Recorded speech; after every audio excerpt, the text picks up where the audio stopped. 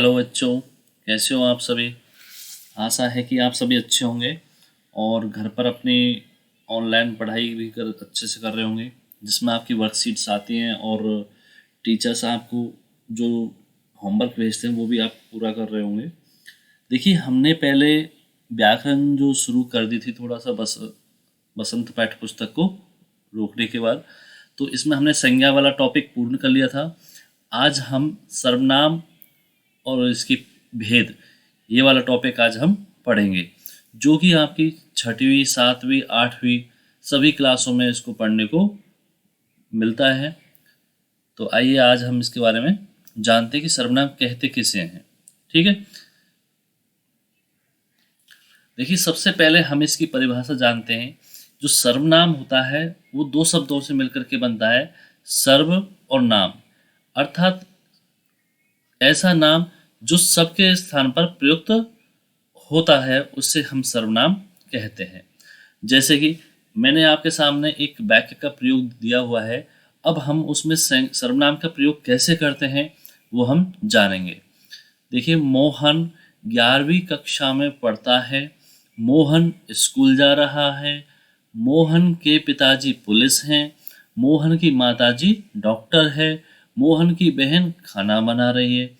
अब जब मैंने आपके सामने ये कुछ मोहन के बारे में बताया गया है और हमने आपको पहले बताया था संज्ञा में कि किसी व्यक्ति विशेष के नाम को, जो हम बोलते हैं किसी व्यक्ति का नाम होता है उसको क्या बोलते हैं, संज्ञा बोलते हैं।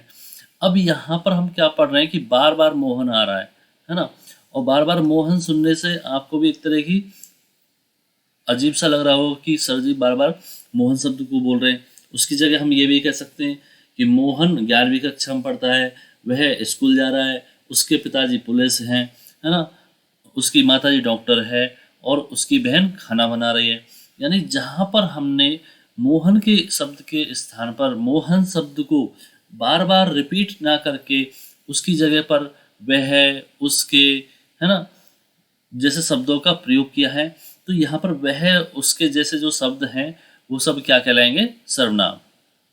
यानी ऐसे शब्द, अब हम सर्वनाम की परिभाषा पढ़ते हैं कि ऐसे शब्द जो संज्ञा के बदले में आए उनको हम क्या कहते हैं, सर्वनाम कहते हैं। ये इसकी सबसे बड़ी परिभाषा है, किसकी, सर्वनाम की।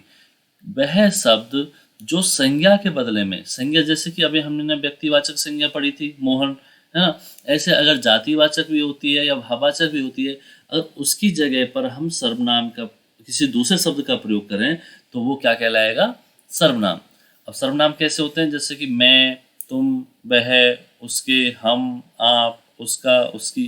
ठीक है, तो इस तरह के ये सभी जो आपके सामने दिए हुए हैं ये शब्द, ये क्या कहलाएंगे, सर्वनाम कहलाएंगे।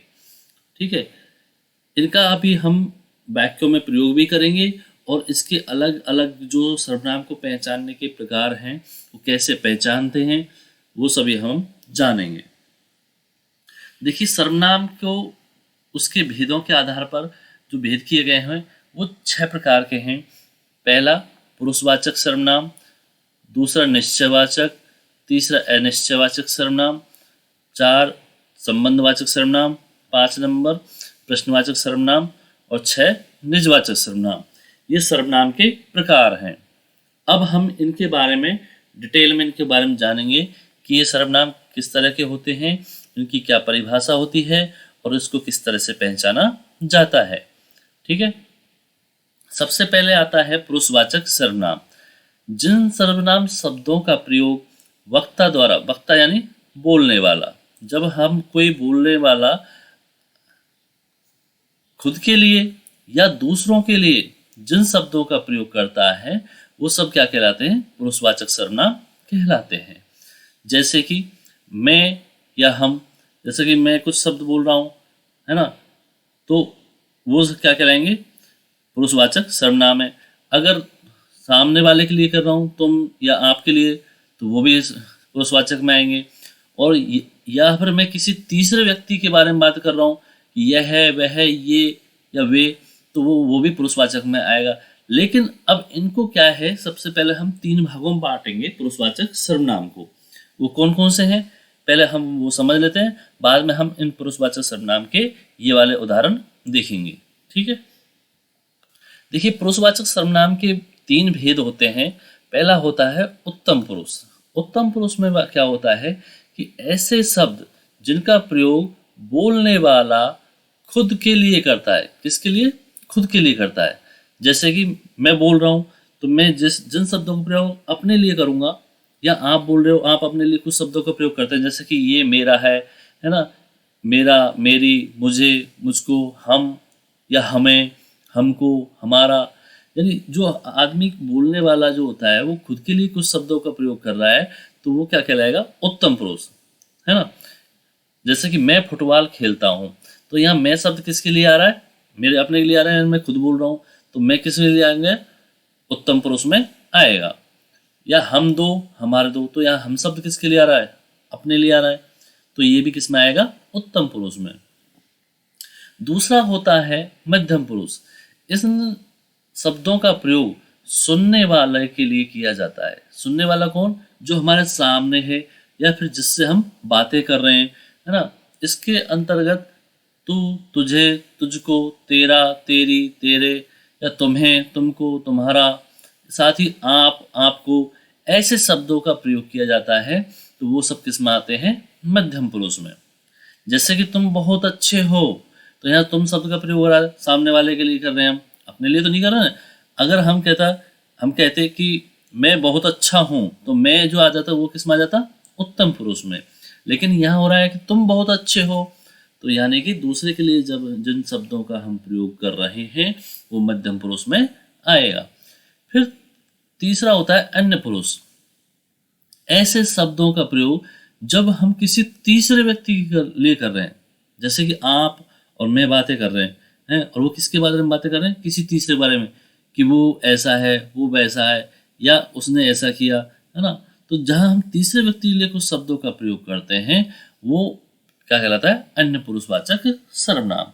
अब हम इसके कुछ उदाहरण देख लेते हैं अपनी उसमें। देखो, मैं फिल्म देखना चाहता हूँ, तो इसमें जो सबसे पहले अंडरलाइन जो आपके सामने दिख रहा है मैं, ये किस में आएगा? पुरुषवाचक सर्वनाम में। लेकिन पुरुषवाचक का कौन सा? उत्तम पुरुष, क्योंकि यहाँ जो मैं शब्द है वो खुद के लिए आ रहा है ना। तो मैंने आपको क्या बताया? ऐसे शब्दों का प्रयोग जो व्यक्ति खुद के लिए करता है, बोलने वाला जो खुद के लिए करता है, वो क्या कहलाता है? उत्तम पुरुषवाचक, है ना। आप कहते हैं तो ठीक हो जाएगा। अब आप हो रहा है तो यानी दूसरे के लिए हो रहा है ना, तो दूसरे जो सामने वाले के लिए हम अगर कोई शब्द का प्रयोग कर रहे हैं तो वो क्या कहलाएगा? मध्यम पुरुषवाचक। ठीक है। देखिए, आपके सामने तीसरा, वह पढ़ने में बहुत तेज है। यानी आप और मैं बातें कर रहे हैं किसके बारे में? तीसरे व्यक्ति के बारे में। किसके बारे में? वह। तो वह पढ़ने में बहुत तेज है, तो यहाँ वह क्या कहलाएगा? अन्य पुरुषवाचक सर्वनाम। इसके बाद दूसरा सर्वनाम आता है निजवाचक सर्वनाम। जिन शब्दों का प्रयोग वक्ता, अभी मैंने आपको बताया था वक्ता किसको बोलते हैं? बोलने वाले के लिए। कि जिन शब्दों का प्रयोग वक्ता किसी चीज को अपने साथ दर्शाने या अपनी बात बताने के लिए प्रयोग करते हैं वो निजवाचक सर्वनाम कहलाते हैं। जैसे मैं अपने कपड़े स्वयं धो लूंगा, या मैं भी किसके लिए प्रयोग हो रहा है? खुद के लिए, और स्वयं यानी वो भी खुद के लिए बात हो रहा है, तो ये क्या कहलाएगा? निजवाचक। निजवाचक मतलब निजी, खुद का। मैं वहां अपने आप चला जाऊंगा, तो इसमें अपने आप भी क्या है? निजवाचक सर्वनाम का एक हिस्सा है। इसके साथ ही आपके सामने देखो इतने सारे जो दिए हुए 4-5, ये उदाहरण सब किसके हैं? जिसमें मेरा, मेरी, मैं, यानी जब यहाँ खुद के लिए वक्ता कुछ शब्दों का प्रयोग कर रहे हैं तो वो निजवाचक सर्वनाम में आएंगे। ठीक है। इसमें आप एक चीज भी देखिए कि जहां आप शब्द का प्रयोग श्रोता के लिए हो वहां ये आदर सूचक मध्यम पुरुषवाचक होता है। जहां आप शब्द का प्रयोग अपने लिए हो वहां निजवाचक होता है। यानी मैं कहूँ कि मैं अपने आप, है, तो अपने आप तो किसके लिए होगा? खुद के लिए हो गया, तो मैं खुद को, अपने आप को सम्मान दे रहा हूँ, तो यहाँ निजवाचक हो गया। अगर मैं कहूँ कि यह काम आप कर लीजिए, आप कर लीजिए मतलब सामने वाले के लिए अगर बात कर रहे हैं तो वो मध्यम पुरुषवाचक कहलाएगा। तीसरा है निश्चयवाचक सर्वनाम। जिन सर्वनाम शब्दों से किसी वस्तु, व्यक्ति या स्थान की निश्चितता का बोध होता हो, वो शब्द निश्चयवाचक सर्वनाम कहते हैं। यानी सीधे सीधे शब्दों में हम जाने कि ऐसी कोई वस्तु है जो फिक्स है और हमारे सामने दिखाई दे रही है और उसका हमें पता है, अगर हम उसके लिए कुछ शब्दों का प्रयोग कर रहे हैं तो वो क्या कहलाएंगे, निश्चयवाचक सर्वनाम। जैसे कि यह कार मेरी है। अब यह कौन सी, यह कार है, तो जो कार हमारे सामने है दिख रही है और उसको हम इशारा करते हुए बता रहे हैं कि यही कार है, निश्चय रूप से हमें पता चल रहा है कि वो वहां पर है। तो यह शब्द किसके लिए आएगा, निश्चयवाचक सर्वनाम के लिए, है ना। वह मोटरसाइकिल या मोटर बाइक तुम्हारी है, ये पुस्तक है ना। तो यहाँ पर पुस्तकों के लिए कौन सा शब्द आ रहा है, ये। वे मिठाइयाँ, है ना, तो वे शब्द किसके लिए आ रहा है, मिठाइयों के लिए। यहाँ पता चल रहा है हमें इन शब्दों के द्वारा कि जिन चीज़ों की हम बातें कर रहे हैं वो हमारे सामने दिखाई दे रही है या निश्चित है ना। तो वो क्या कहलाएंगे, निश्चयवाचक सर्वनाम में आएंगे। तीसरा है चौथा जो अपना सर्वनाम है अनिश्चयवाचक सर्वनाम। इन सर्वनाम शब्दों से वस्तु, व्यक्ति, स्थान आदि की अनिश्चितता का बोध होता है। अनिश्चितता का मतलब होता है, मतलब उसका पता नहीं होता है कि वो है भी या नहीं है ना, कोई फिक्स उसका पता नहीं चलता है। तो वहाँ ऐसे शब्दों का प्रयोग किया जाता है, जैसे कि कोई, कुछ, है ना। अब इसका हम अगर वाक्यों में प्रयोग करेंगे तो कैसे करेंगे कि मुझे बाजार से कुछ लाना है। अब कुछ लाना है, क्या लाना है या कोई पता नहीं है। तो जहाँ पर अनिश्चय होता है, यानी कोई पता नहीं चलता है कि वास्तव में एक्चुअल में है क्या चीज़ है ना, तो वहाँ पर हम क्या प्रयोग करेंगे, उससे शब्दों को क्या बोलेंगे, अनिश्चयवाचक सर्वनाम। जैसे कोई आ रहा है, अब उसका पता तो नहीं चल रहा है ना कौन आ रहा है, तो यहाँ पर जो कोई शब्द है वो क्या कहलाएगा, अनिश्चयवाचक सर्वनाम। ठीक है। मुझे कोई नजर आ रहा है, नजर तो आ रहा है लेकिन उसका पता नहीं चल रहा है, यानी अनिश्चय हो रहा है। तो ऐसे शब्द जो अनिश्चय का बोध कराते हो उनको अनिश्चयवाचक सर्वनाम कहते हैं। 5 नंबर पर है प्रश्नवाचक सर्वनाम। जिन शब्दों का प्रयोग किसी वस्तु, व्यक्ति आदि के बारे में कोई सवाल पूछने या उसके बारे में जानने के लिए किया जाता है ना, उन शब्दों को प्रश्नवाचक सर्वनाम कहते हैं, है ना। इसमें क्या है कि हमारे जो भी वाक्य होगा उसके पीछे एक तो प्रश्नवाचक चिन्ह लगा होगा, है ना, और साथ ही उसमें क्या, कौन, कैसे, कब, कहाँ, इस तरह के शब्दों का प्रयोग आता है। जैसे कि देखो तो कौन आया है ना, तो इसमें प्रश्नवाचक चिन्ह भी है पीछे और यहाँ पर कौन, क्या, कैसे, कब, कहाँ, है ना, इस तरह के वाक्यों का भी यहाँ प्रयोग किया गया है। ठीक है। तो ऐसे जहाँ पर प्रश्नवाचक आए वहाँ सीधी सीधी पहचान पता चल जाएगी कि इसमें प्रश्नवाचक सर्वनाम है। अंतिम है संबंधवाचक सर्वनाम। जिन सर्वनाम शब्दों का प्रयोग किसी वस्तु या व्यक्ति का संबंध बताने के लिए, ठीक है, उनका शब्दों का प्रयोग किया जाता है, वे शब्द क्या कहलाते हैं, संबंधवाचक सर्वनाम कहलाते हैं। जैसे कि जो जैसा करेगा वैसा फल पाएगा, है ना। तो यहाँ दो शब्दों के बीच में एक संबंध जुड़ा हुआ है, जो और वो, कि जो जैसा करेगा वो वैसा पाएगा, है ना। जैसी करनी वैसी भरनी, है ना। तो इन दोनों शब्दों के बीच में आपस में एक संबंध बना हुआ है कि जो जैसा करता है वैसा ही वो फल पाता है, या जैसा बोओगे वैसा काटोगे। तो यह इन दोनों शब्दों में आपस में एक कनेक्शन जो जुड़ा हुआ है, जिन शब्दों में आपस में संबंध जुड़ा हुआ है, वहाँ पर संबंधवाचक सर्वनाम होता है। ठीक है।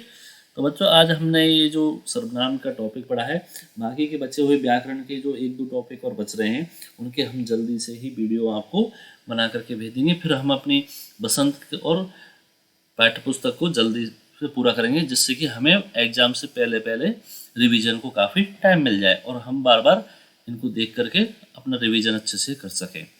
अब इस वीडियो को अगर आपको समझने में अच्छा लगा है तो इसको लाइक करना ना भूलें। साथ ही इस चैनल को अभी तक सब्सक्राइब नहीं किया है तो ज़रूर सब्सक्राइब कर लें, जिससे कि आगामी सारे वीडियो आपको देखने के लिए मिल जाए।